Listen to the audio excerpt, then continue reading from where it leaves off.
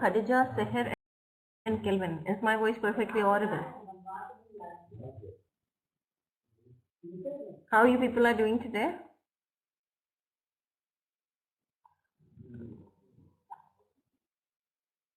Is my voice perfectly audible? So we are going to continue with the topic which we were doing yesterday, that is HR management laws and regulations.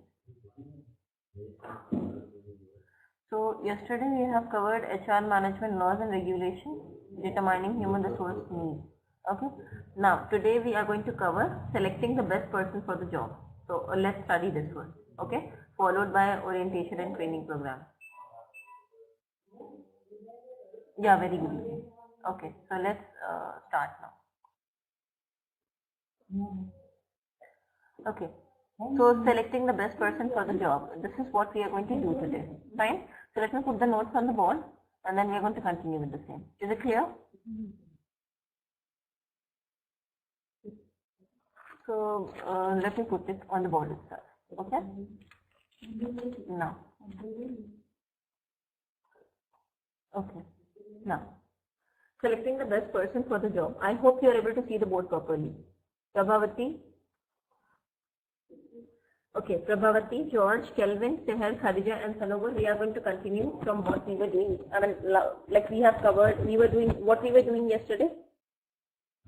Can you tell me in short what we were doing yesterday? What all things we have covered yesterday? I guess we have covered HR management laws and regulations and determining human resource needs, right?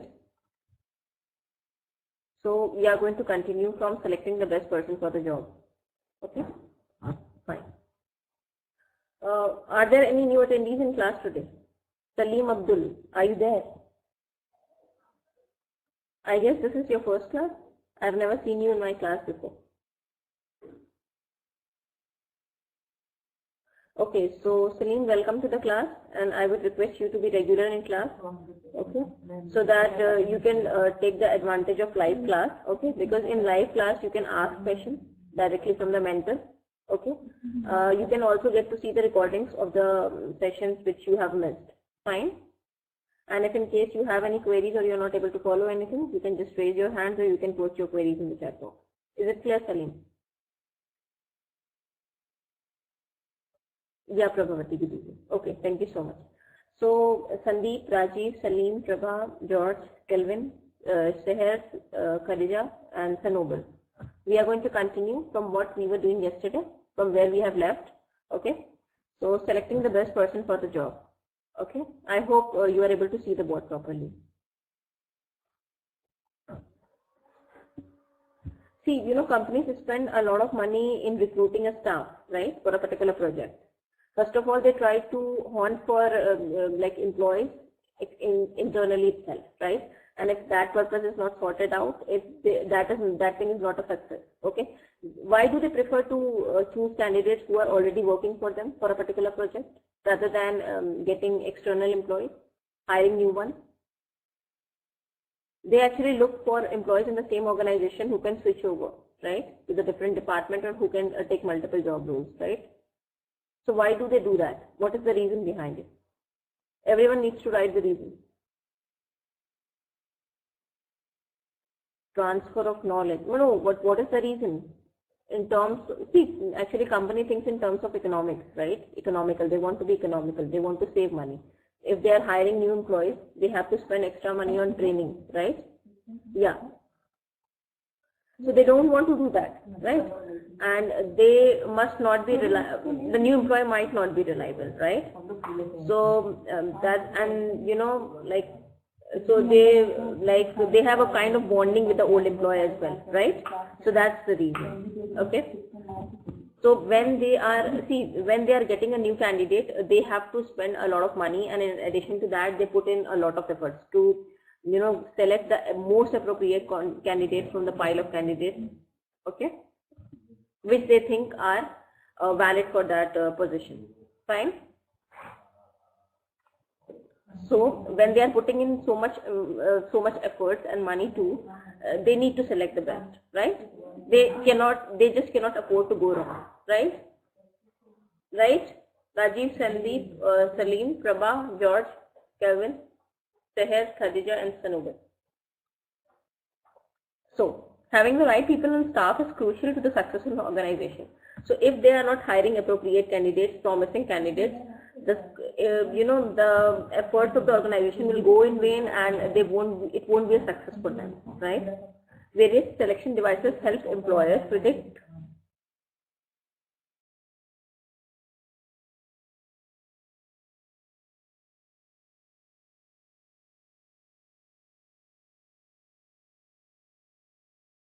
actually I'm traveling, so that because owing to that there must be, I'm actually traveling, I'm okay, so please forgive me for that.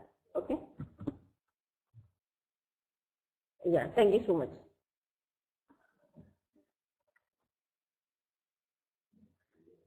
Having the right people on staff is crucial to the success of an organization, right? They are putting in so much money and effort, and if they are not choosing an appropriate candidate, the project for which they are hiring that appropriate candidate, that won't be a success, right? So they'll have to incur losses, right? Various selection devices help employers predict which applicant will be successful if hired. These devices aim to be not only valid but also reliable, right? Validity is the proof that the relationship between the selection device and some relevant job criteria exists. So see, if they are not, like publishing the appropriate job criteria, okay, they won't be able to, that is a selection device, right? They won't be able to, get the appropriate candidate. Because, candidate won't be able to judge what employer is really looking for, right?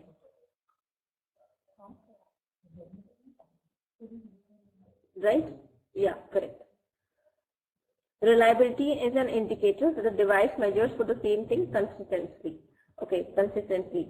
For example, it would be appropriate to give a keyboarding test to a candidate applying for a job as an administrative assistant.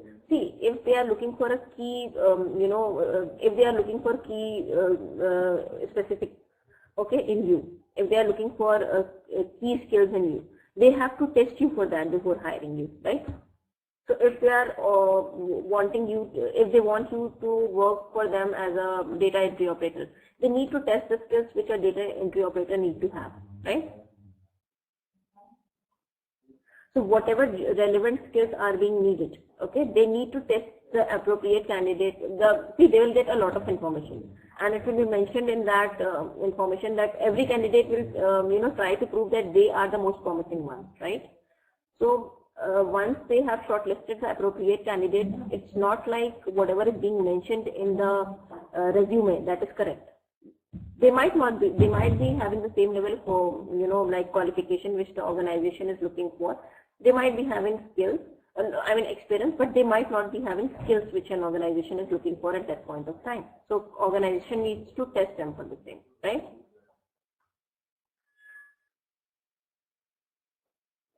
So the company has to design tests appropriately as per required to test the specific job skills which they are looking for in a candidate, right? So if they are looking forward to hire a data entry operator, they need to do the keyboarding test. They need to check how many words they can type in 1 second or in an appropriate time, right? However, it would not be valid to give a keyboarding test to a candidate for a job as a physical education teacher, right? So when you are designing a test, you have to keep in mind the kind of candidate you are looking for, the kind of abilities you are looking for in a particular person, right? Right, everyone? Is it clear so far? Fine. To be effective predictors, a selection device must possess an acceptable level of consistency. For most employers, the application form is the first step in the selection process, right? Application forms provide a record of silent information about applicants for position and also furnish data for personal research. Right, so the first step towards selection process would be what? Application, right? They actually, application forms provide a record of silent information about applicants. How will the company know what all qualities is being possessed by applicants and how suitable they are for position if they are not getting the resume, right?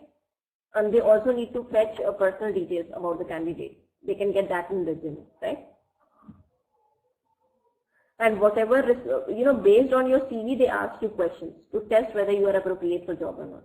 Right? Right, everyone?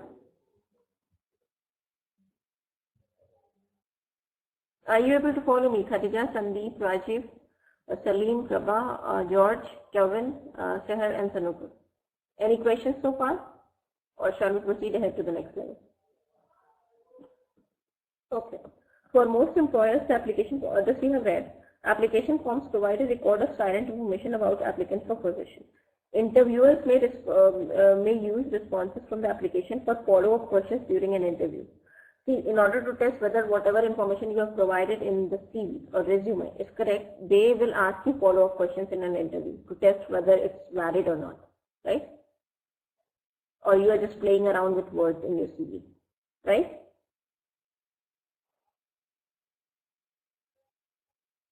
Right?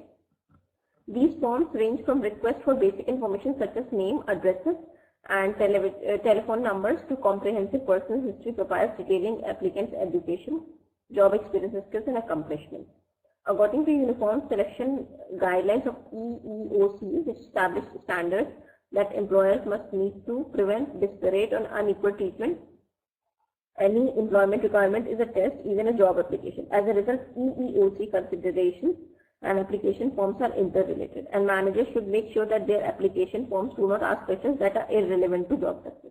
So, when they are, when they are designing questions for interviews, or when they designing questions which they need to ask a candidate during interview, they have to make sure that the questions are pinpointed and at the same time they are specific to the job requirement.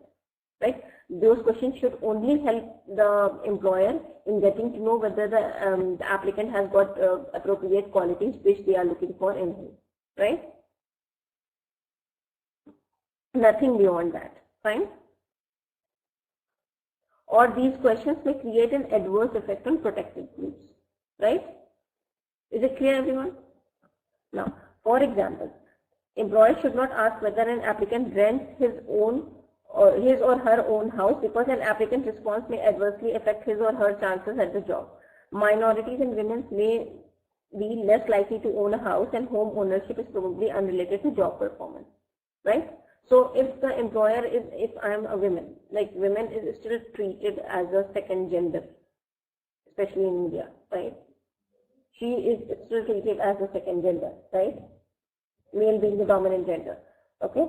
So, if you are asking a woman about this, you will make her feel inferior, right?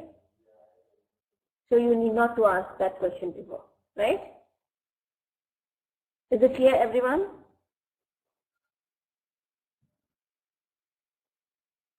All right.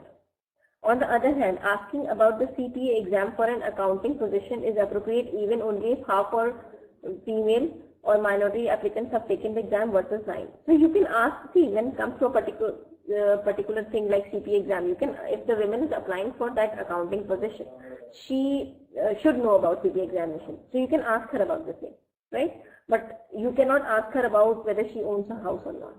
Fine? Is it clear?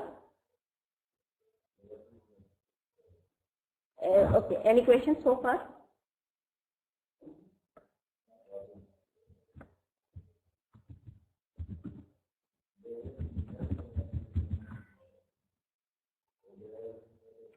Okay.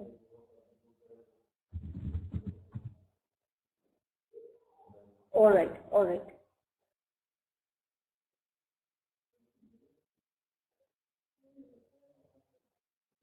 No. Fine. So we have done about the communication, types of communication barriers, different types of communication, and grapevine communication.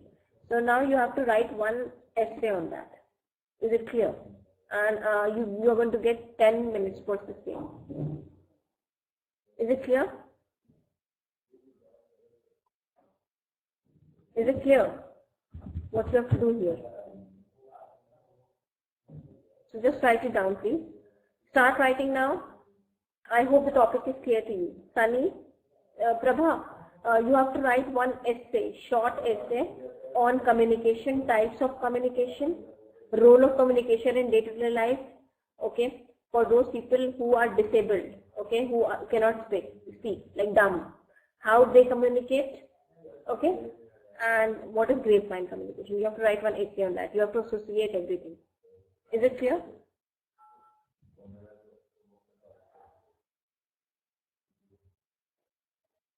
Is it clear? Prabhavati, is it clear what you have to do here? Is it clear?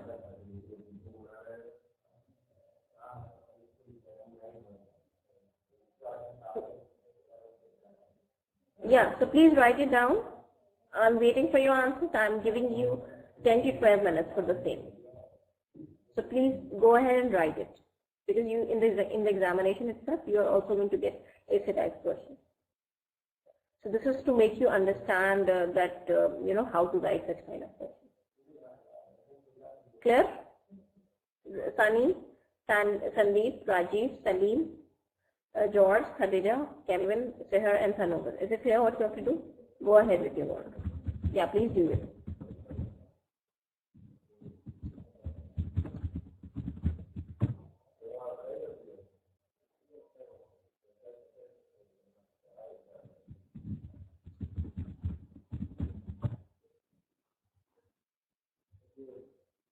Khadija, is it not clear what you have to do here?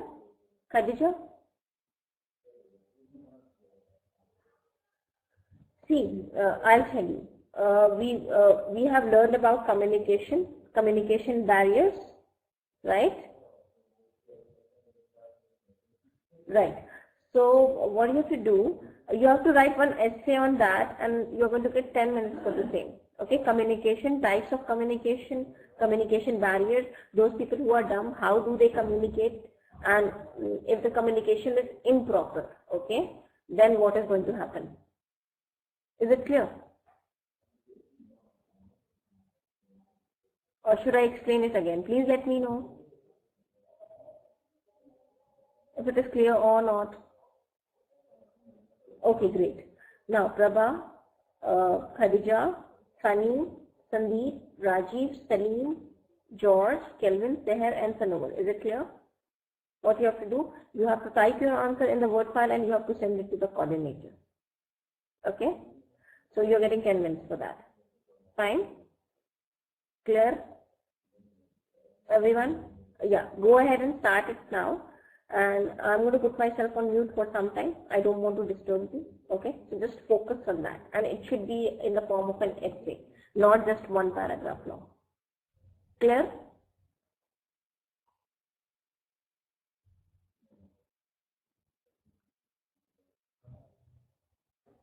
Okay, so go ahead and start doing it now. And I'm going to unmute myself again in 10 minutes. Go ahead and best of luck.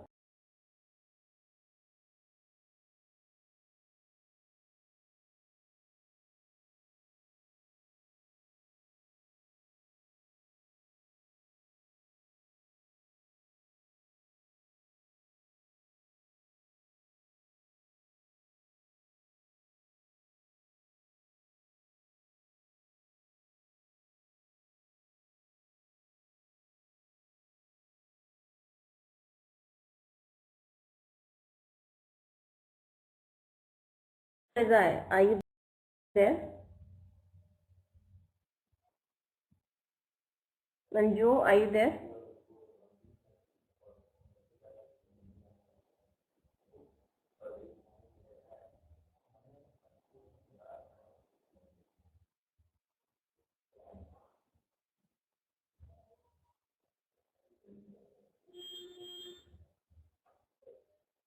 Joe, are you there?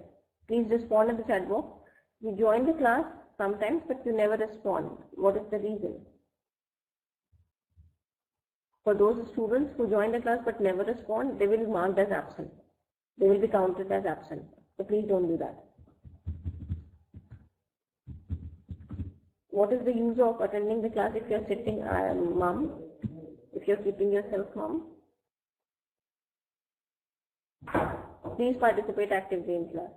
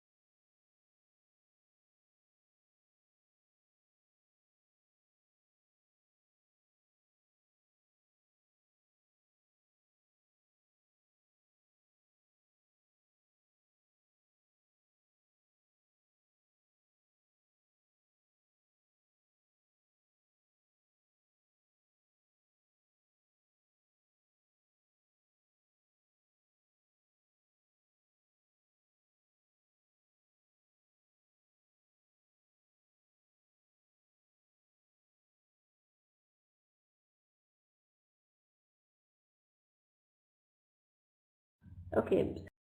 Sanobar, Seher, George, Salim, Rajiv, Sandeep, Sunny, Khadija, Joe, Prabhavati, Sunil, you have joined late. Okay. Today we are continuing with the same topic which we were doing yesterday. So today we are doing selecting the best person for the job. Okay.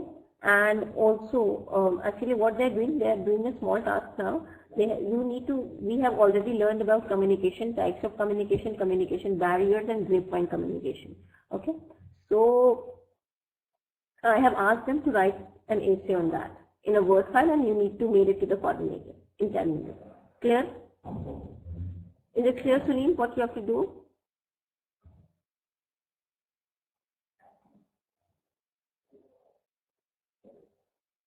Okay, so please start doing it now. And you have 6 more minutes. So please try to sum it up in 6 minutes, everyone out there. So I'll keep myself mute for 6 minutes.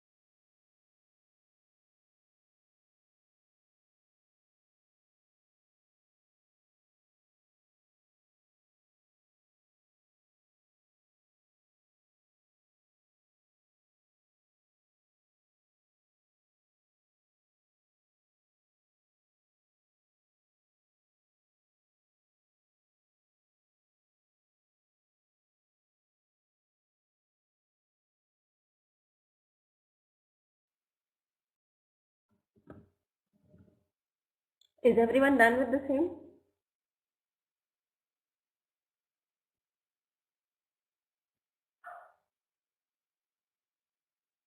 I guess you have just 3 more minutes.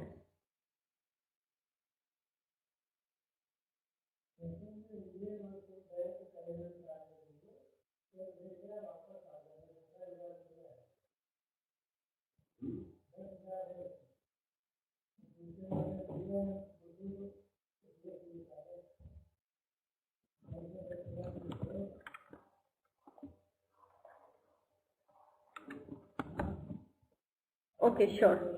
Take your time. I don't have any issues. Take your time. I don't mind it. You need to send it to coordinator's ID.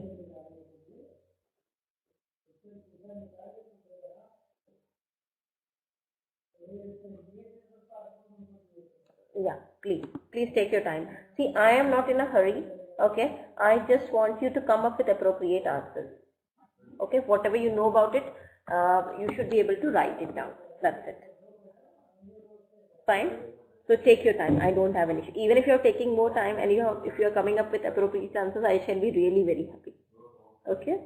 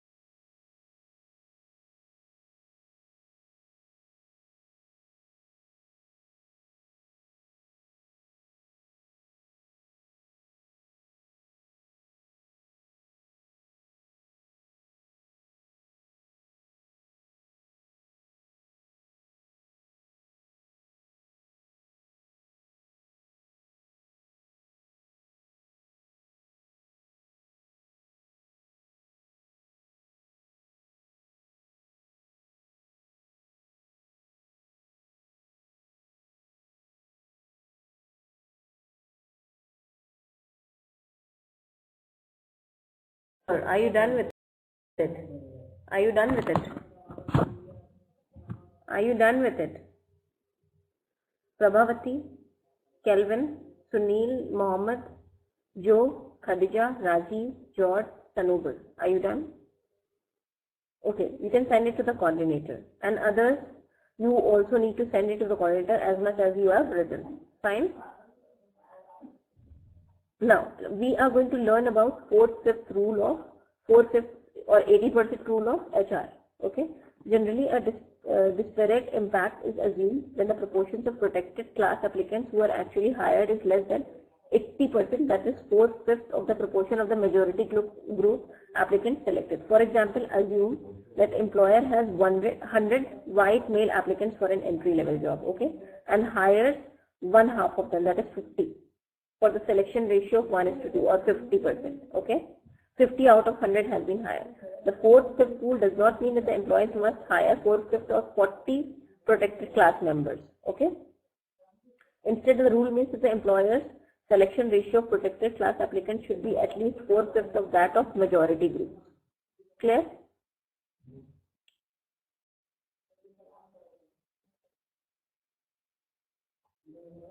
Now, so see, let's learn about this 4/5 rule in brief.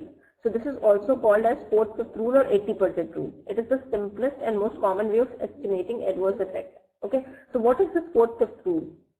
Can you explain to me in simple with an example?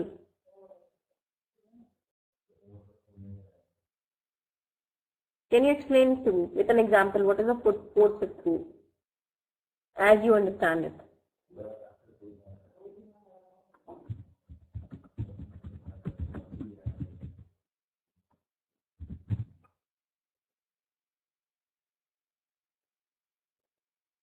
What is that 80% rule? 4/5 rule. Please let me know. Explain it to me with an example. Come on, with a small example.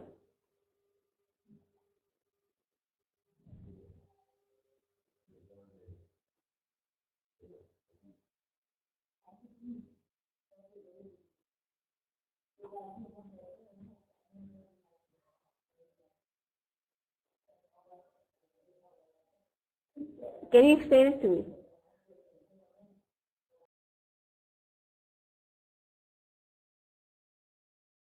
Here. Rajiv, is my voice clear now?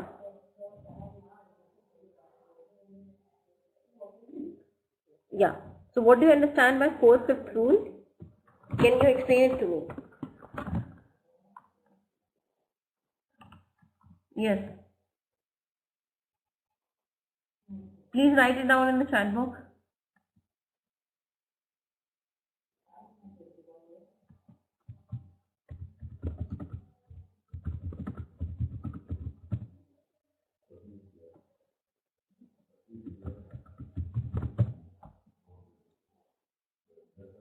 Yes.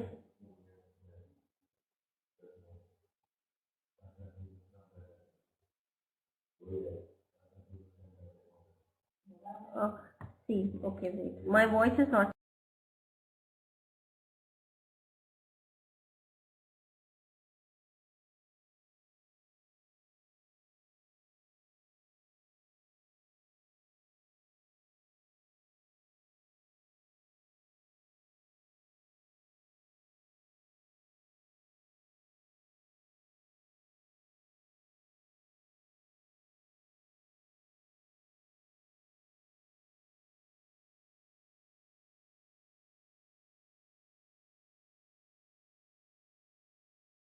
Right? There is some signal problem at my end, I guess. Is it okay now, my voice? Is my voice okay now?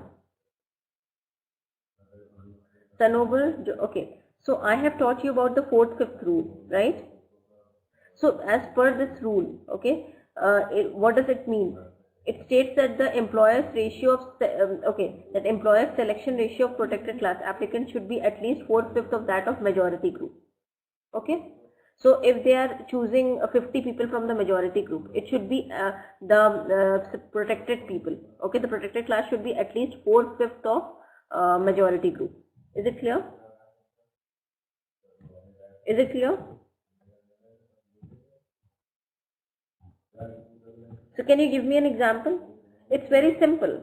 See, there are two kinds of classes, normal class and protected class. Women's fall under, I think, protected class, right? Women's and children. So if this is the law, okay, which we need to study under EEO, it has been formulated by EEO, okay. It states that, the protected class should be at least, the selection of protected class should be at least 4/5 that of normal class. Is it clear? Employer selection ratio. Is it clear? Khadija, is it clear now? Just give me an example in terms of numbers. Just give me an example. Everyone need to cite out one example in terms of numbers, please. No, give me an example that, okay, if the protected class, like supposedly, okay, if the, okay, just a second, please.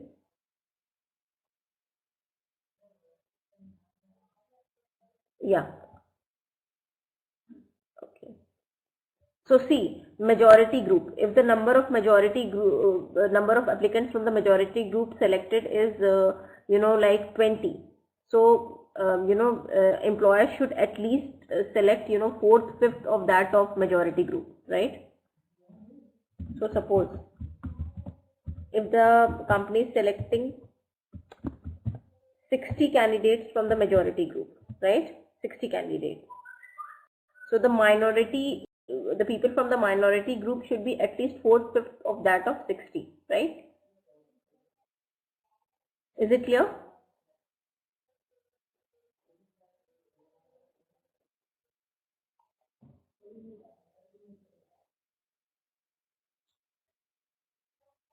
Right? Is it clear?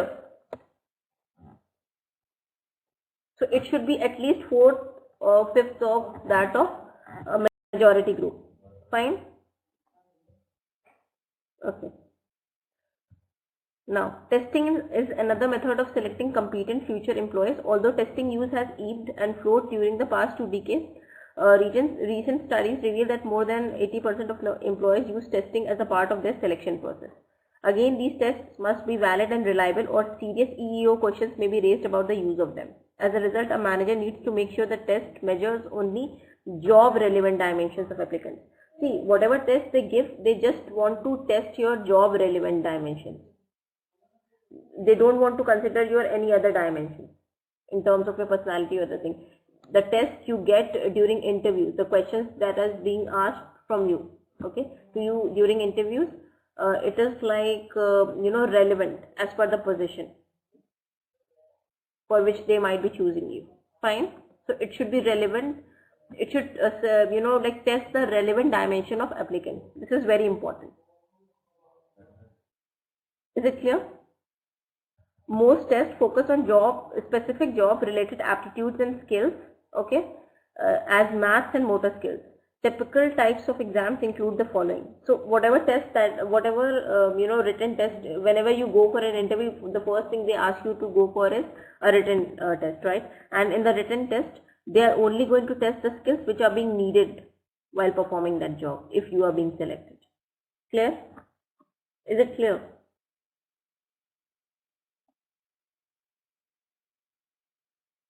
Okay. Now, integrity test measures factors such as dependability, carefulness, okay, responsibility and honesty. So they are always looking for employees who can be honest with them, who can share, who can be careful, okay, and who can take their responsibilities on their own, okay. These tests are used to learn about the attitudes of applicants towards a variety of job related subjects. Since the passage of Employee Polygraph Protection Act in 1988, I told you about lie detector test. No one can do the lie detector test unless and until it is being permitted by the court, right? And especially in employment situation, this is being banned. In their place, attitude tests are being used to assess attitudes about honesty and presumably on the job behavior. So if they want to test whether you would be, honest towards job or not, okay, and whether you are capable of taking that job responsibilities, they just cannot do the polygraph test. that is lie detector test. Okay, that is being banned, right? And you need a certain kind of temperament to do a particular job, right? So personality tests measure personality or temperament. These tests are among the least reliable. Personality tests are problematic and not very valid because little or no relationship exists between personality and performance. If I'm not having a charming personality, that doesn't mean I cannot perform well, right? So these are least reliable, right? What do you say? Do you agree with me? If I am not charming at all, suppose I am not good looking at all, in that case, will it affect my performance?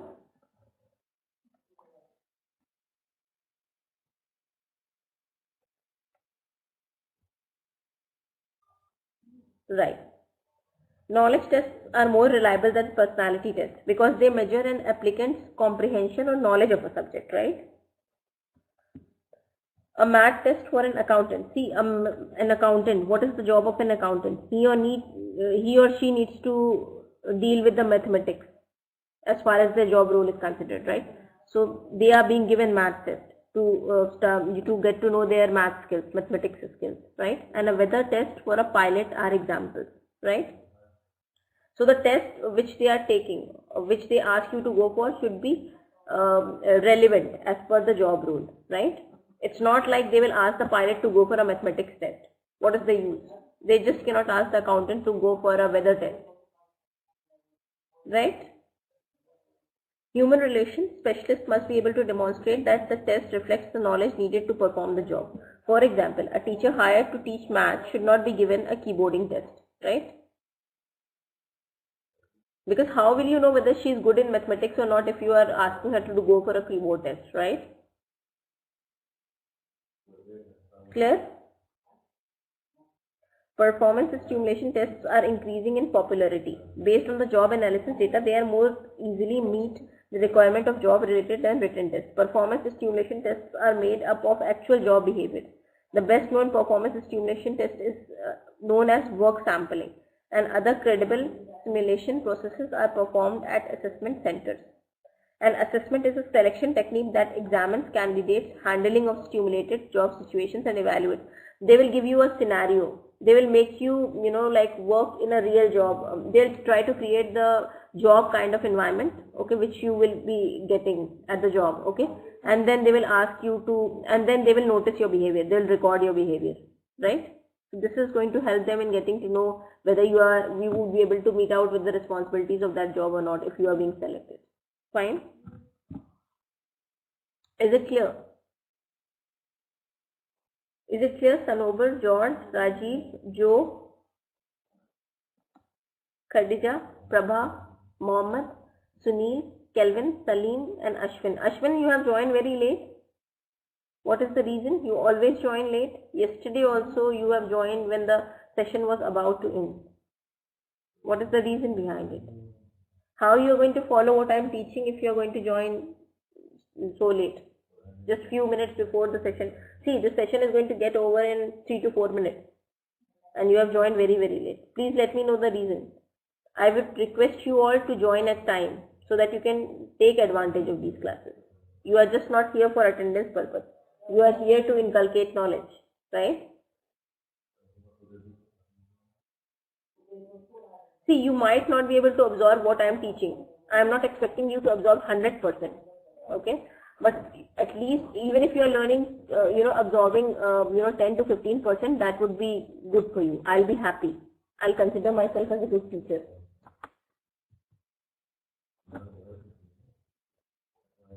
Okay. So now we are going to continue with the same in next class.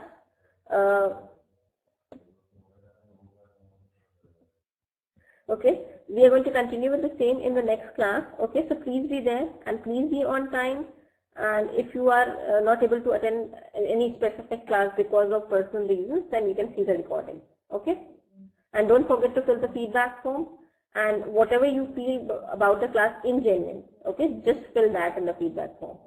Whatever, just give me, valid remarks, whatever you feel about the class. Thank you so much. Take care. See you. See you on Monday. Please be there.